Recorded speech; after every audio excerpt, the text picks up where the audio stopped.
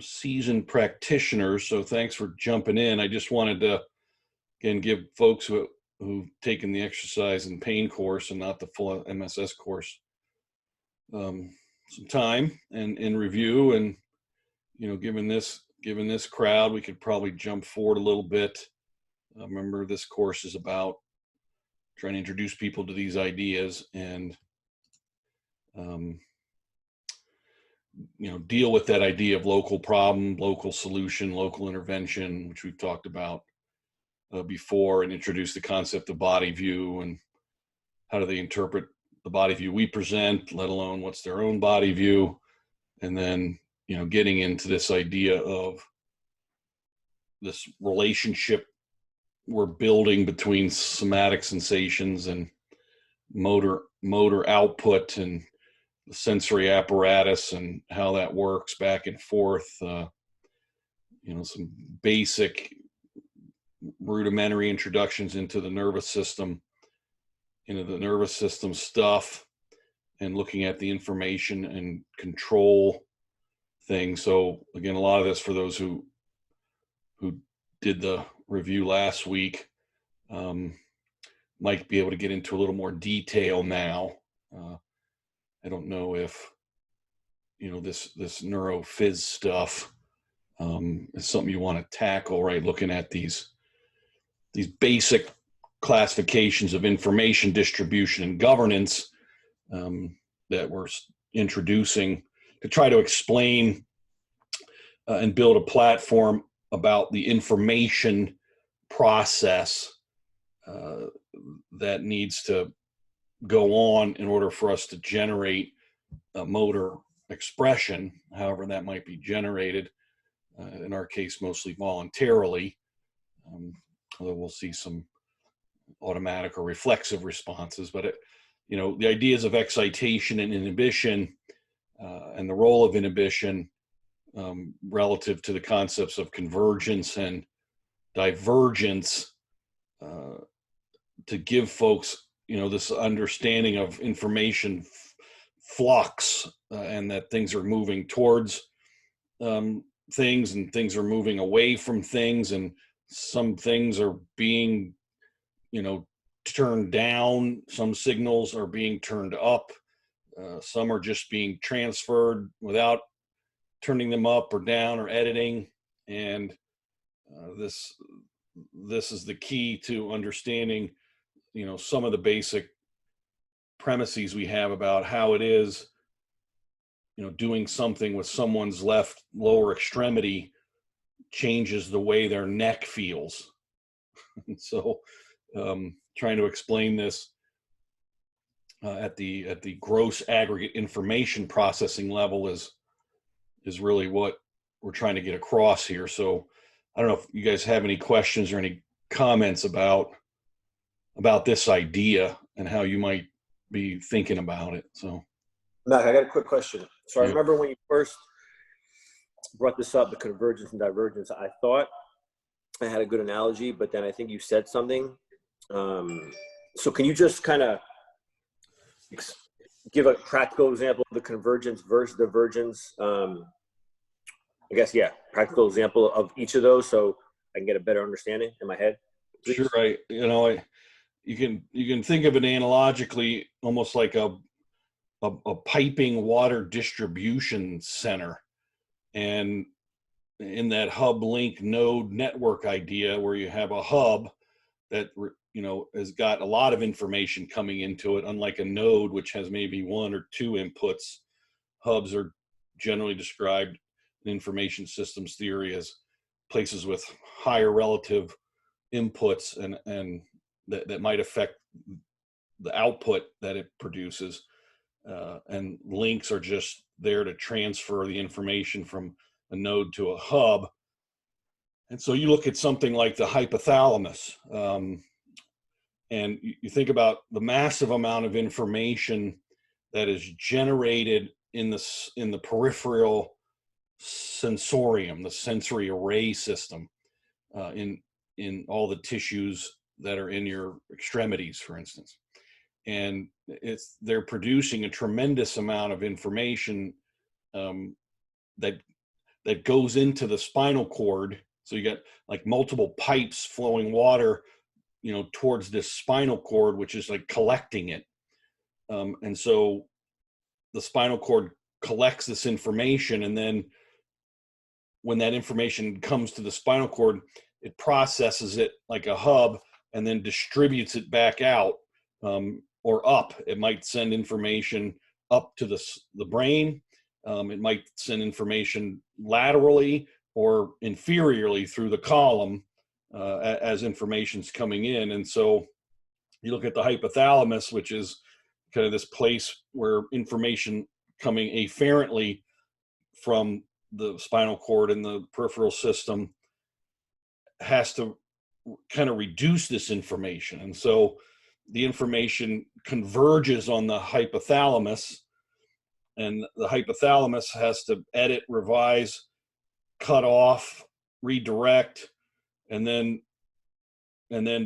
diverge that information out into the brain. And so as a hub, it kind of does both. It has a part of it that takes the convergence of information coming from the spinal cord, and then changes it, edits it, blocks it, and then diverges it, sends it up out into the hemispheres of the brain and the other areas of the brain. So that would be one way I would think about describing that, if that makes any sense.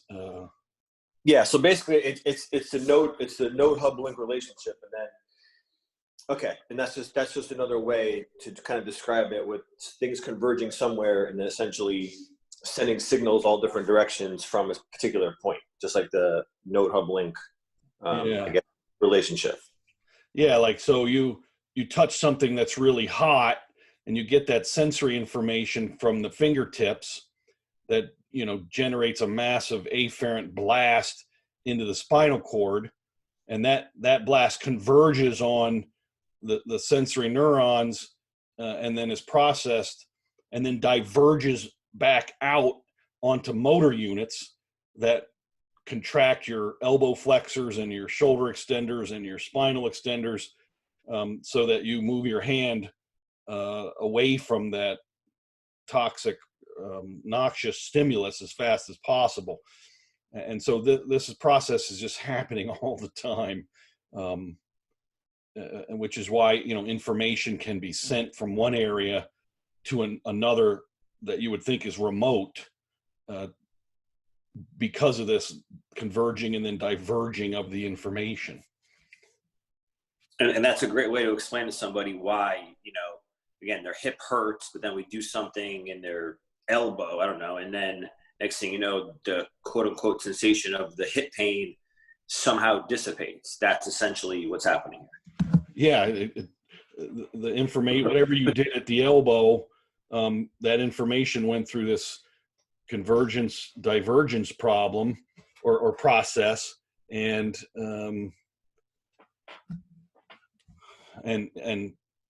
expanded the information, edited the information, accelerated slowed the information down, and that could change the way the information now is being processed and sent up to the brain. And so the brain says, oh, okay, we've got a new configuration based on this convergent divergent inhibition excitation cycling that's going on, and we're going to come up with a new conclusion based on this. So yeah, very, very interesting construction, and it has spatio-temporal implications. It's interesting that when you get a noxious stimulus, your system's able to compute and generate a motor expression that is pretty much the exact opposite direction of the noxious stimulus, so you move away. So how does the system do that? It senses a noxious stimulus happening at some part of its periphery, and it sets up a motor process that moves the system materially in the opposite direction of the noxious stimulus. You don't touch something hot and push harder against the thing that's hot, or you don't feel something hot and move sideways along the vector of the noxious stimulus, you move in the 180-degree opposite direction. And so it feeds into that spatiotemporal organization as well. And that's these reflex circuits that Sherrington and his colleagues were looking at, is how does the system do this without the brain being a part of it?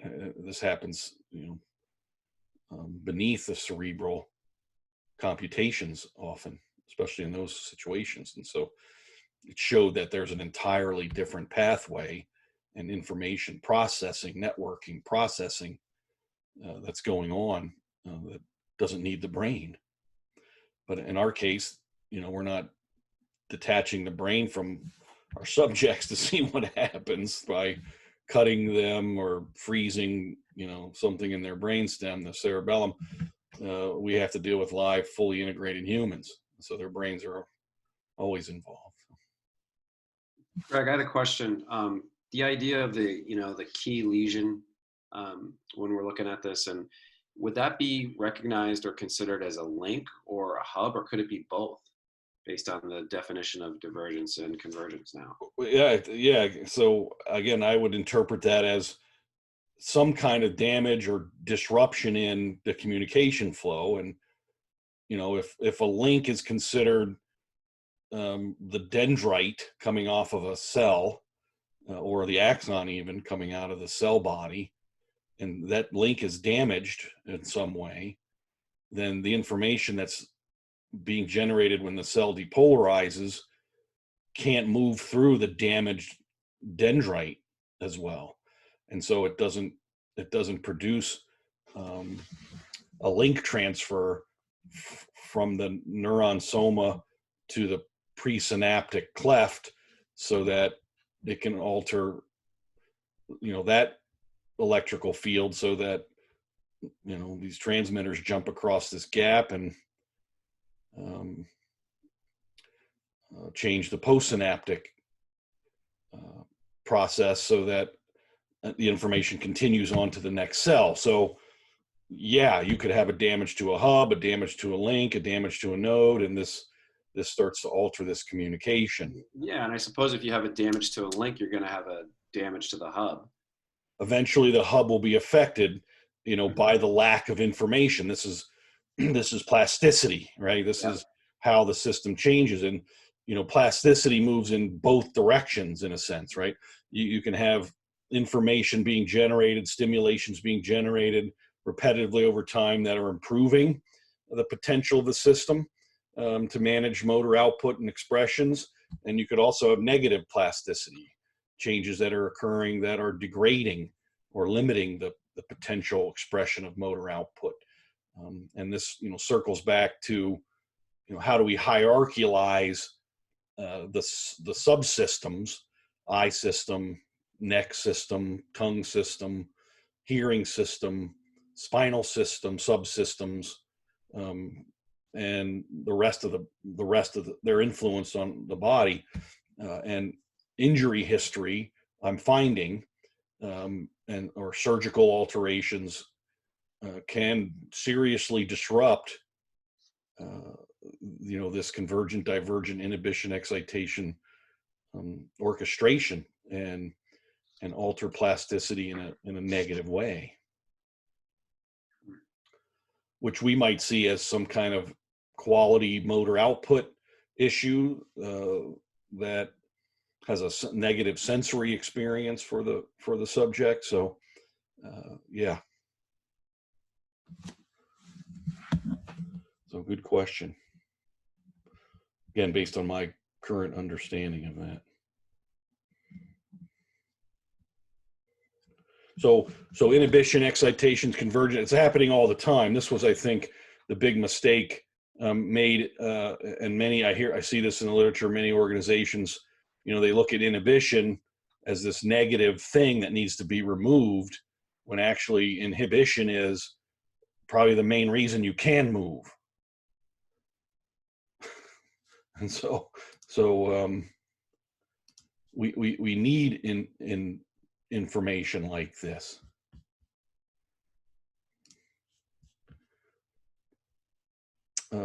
Melissa just sent something to me via text.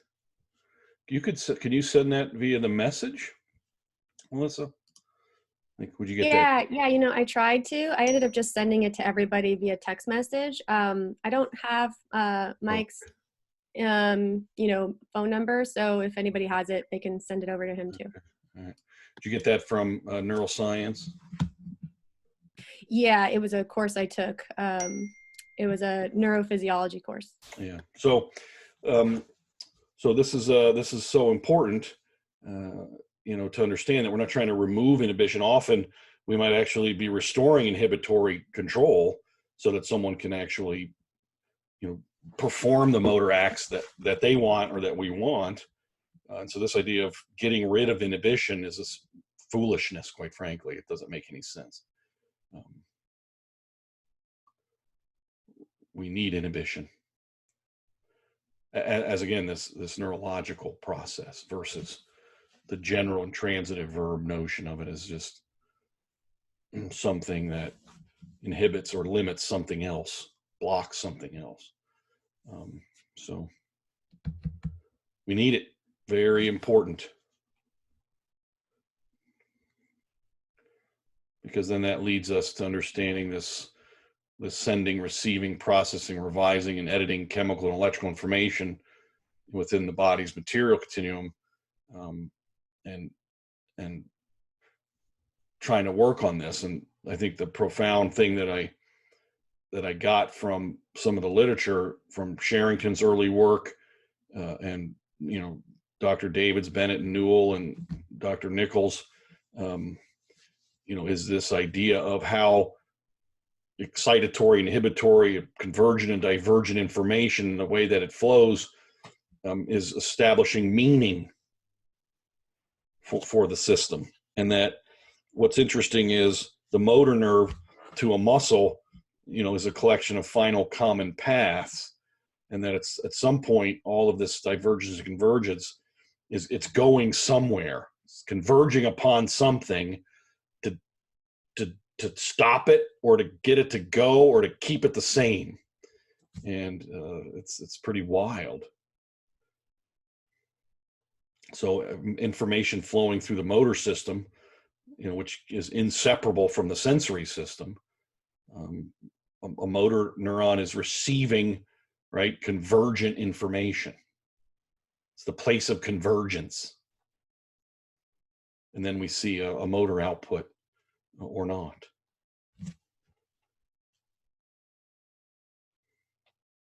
All neurons within the central nervous system take account of influences arriving from diverse inputs to create their own new messages with new meanings.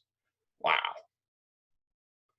So this information flow creates and changes and sustains this internal body map idea that somehow our central nervous system, within the way that it's actually network organized and the connectivity between the hubs, links, and nodes, and the rates of information based on myelination and size and unmyelination and internuncial processing, gives us a sense of wholeness in body and gives us a sense of where we are in space, and that this is contained in the central nervous system, the shape of my hand and its location relative to my shoulder. This is all known and wired and physically part of the way the nervous system is constructed. It's quite remarkable and hard to comprehend, really, in a sense, like how did this happen?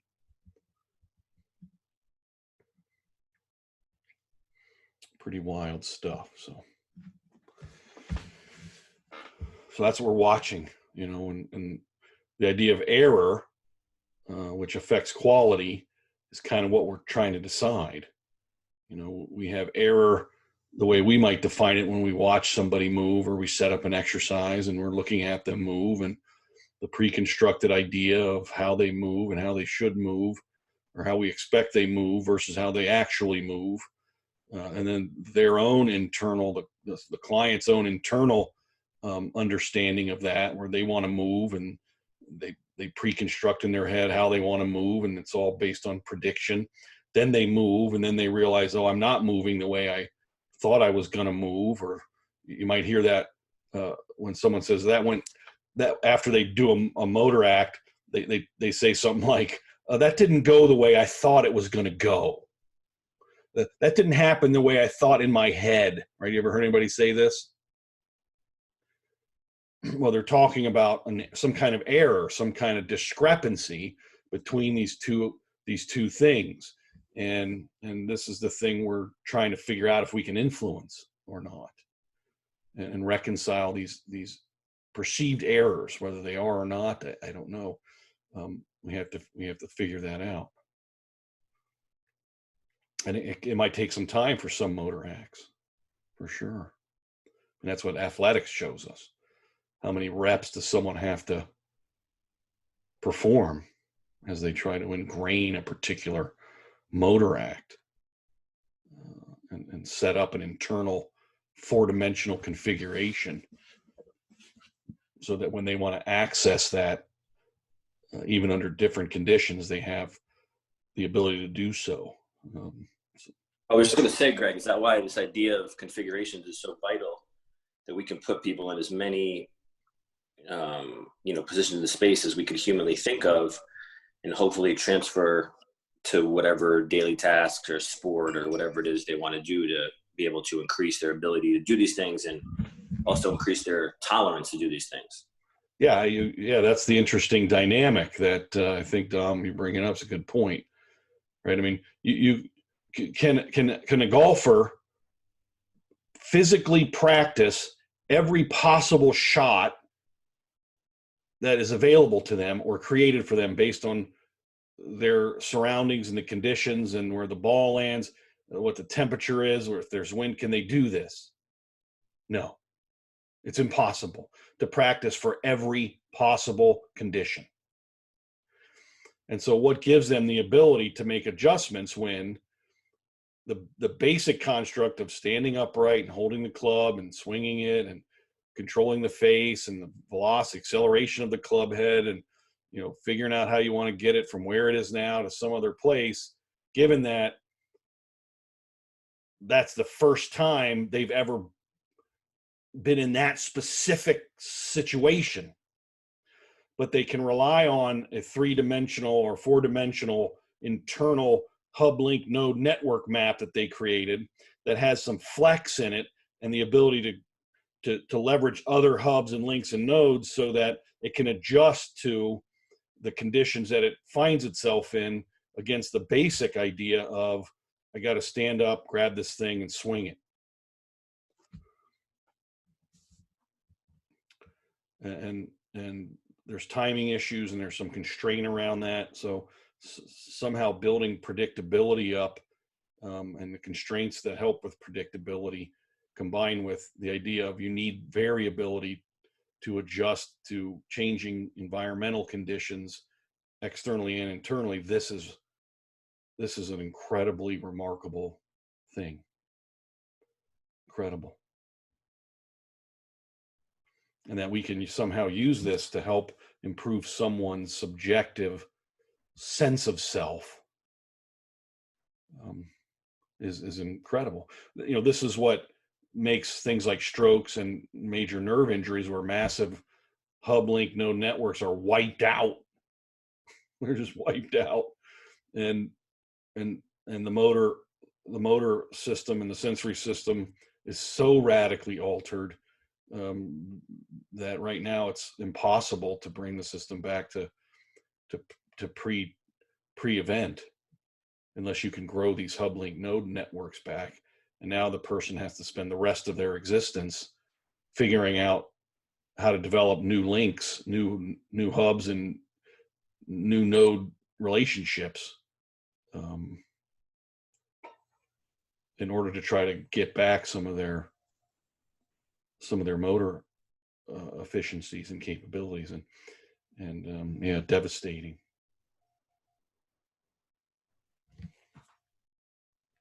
So any issues, questions, comments about those ideas?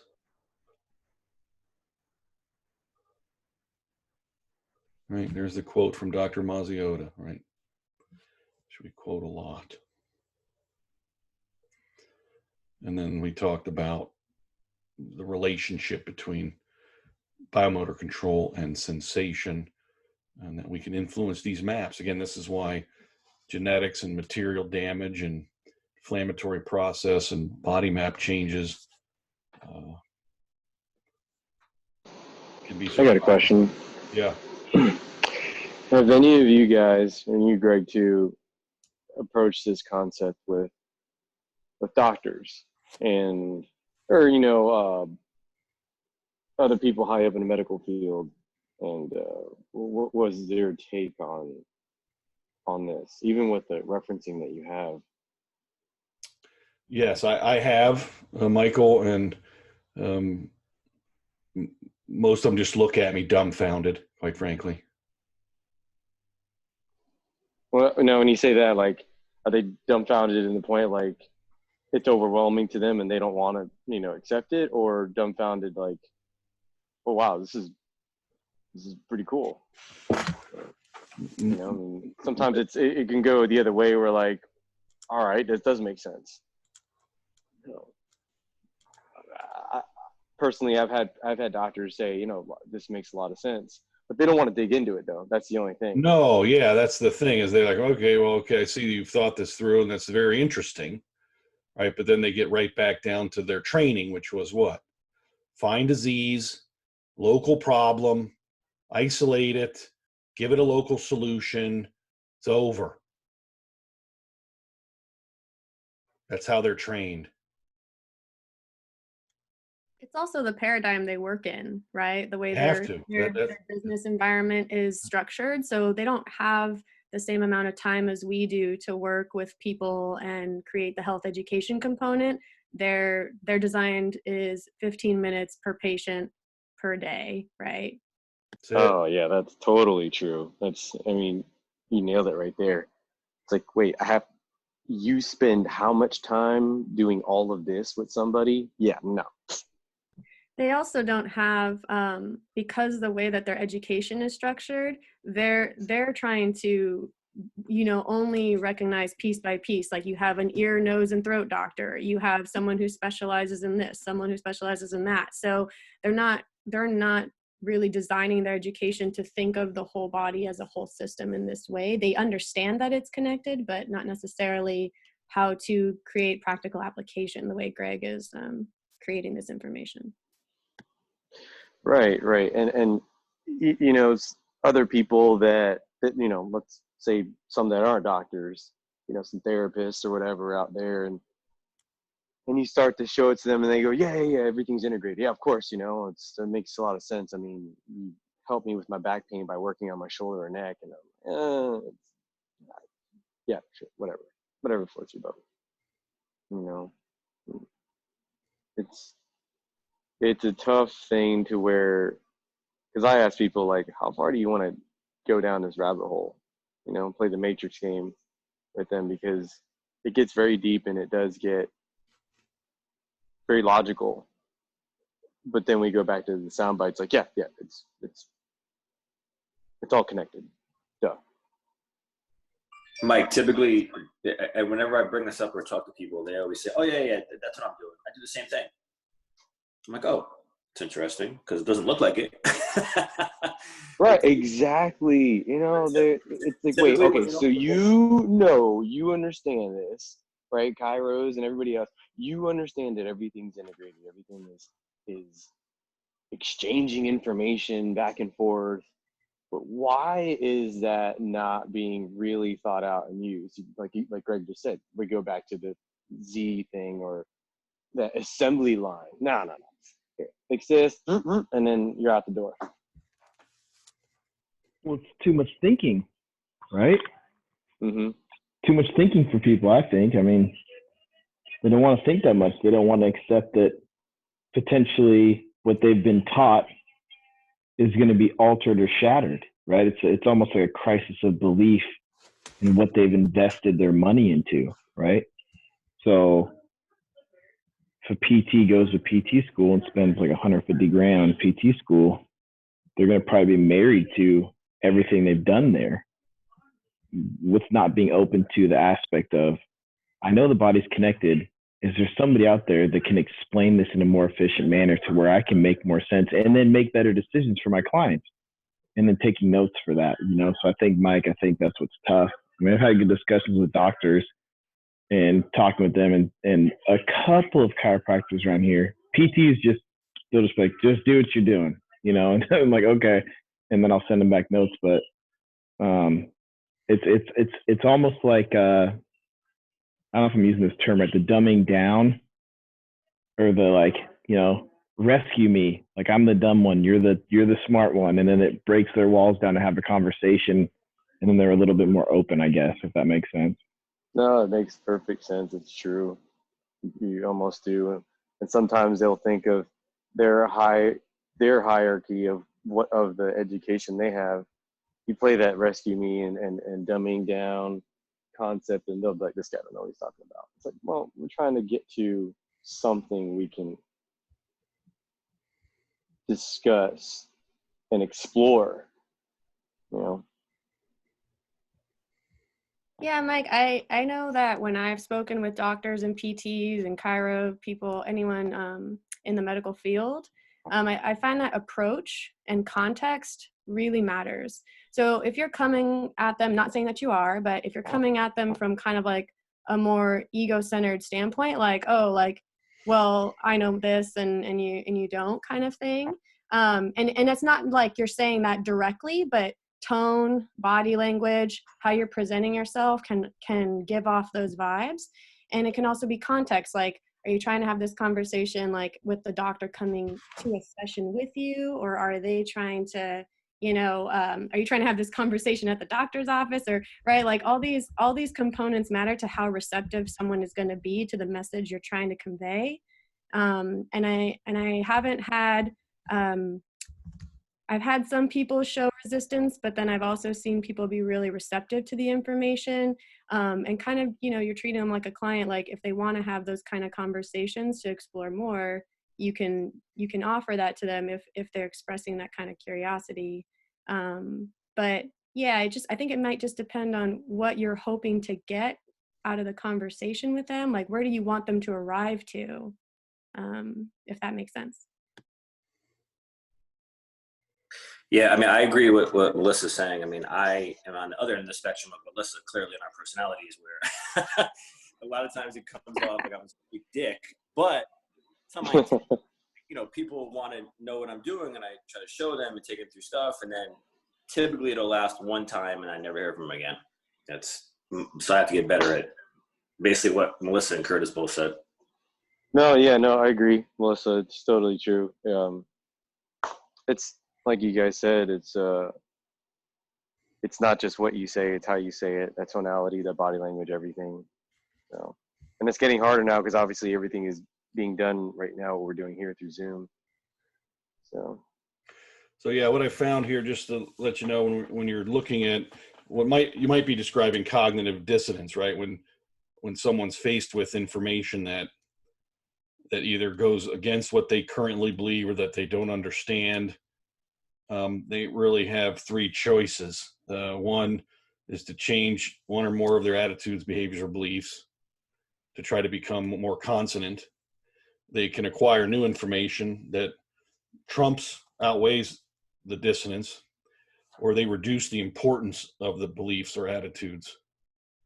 And I think, you know, that's kind of what Dom was saying. When someone's faced with an explanation, or a perspective, and they're like, wow, you know, I got it. Yeah, I do that, right? I think they're reducing the importance of the cognition. No, it's no big deal. I got it. I already do that. No reason to think about it anymore. Versus you think about the work it takes, right, to acquire the information, and the ego that has to be set aside so that you're willing to go through the process of having your current belief system challenged or changed. Whew. And that's hard. And we get right back into IR theory. And worldview, right? So, yep. All the It just, body view too. yep, your self-esteem, your identity, your worldview, it just gets all tied together. And yeah, you know, it's tough.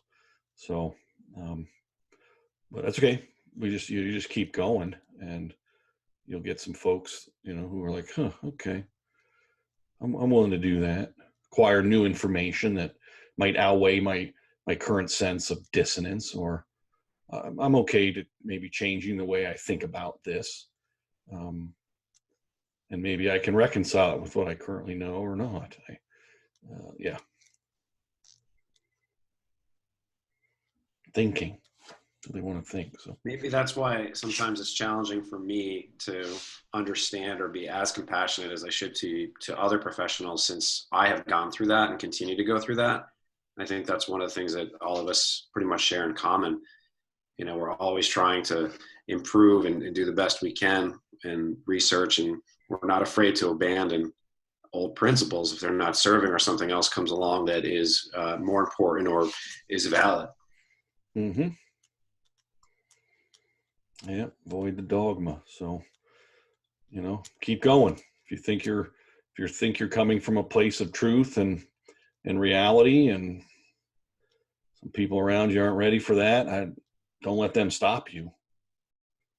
That would be the worst thing to do, right? Thinking like everyone else. All right, good. Good review. We'll hang that up and maybe pick up something later on that subject. So, is there any subjects you guys are interested in pursuing?